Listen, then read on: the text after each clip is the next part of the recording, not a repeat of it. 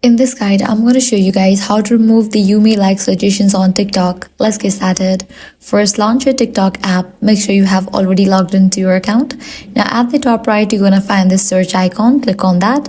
If the suggestions yours are not interesting, you can tap the refresh icon to get new recommendations. Likewise, adjust your content preference. For that, navigate to your profile page.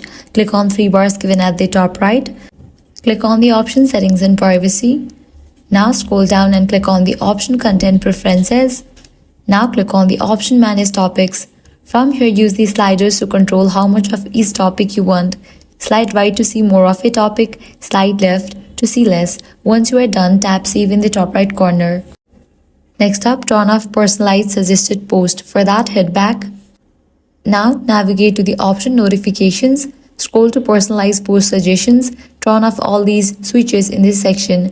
This prevents TikTok from suggesting posts based on personalized data. Next, head back. Now head over to the option Activity Center. Click on Search History. Then click on Select. Check in for all these options. Then click on Delete and confirm it. Cleaning your search history removes all data TikTok may be using to generate suggestions.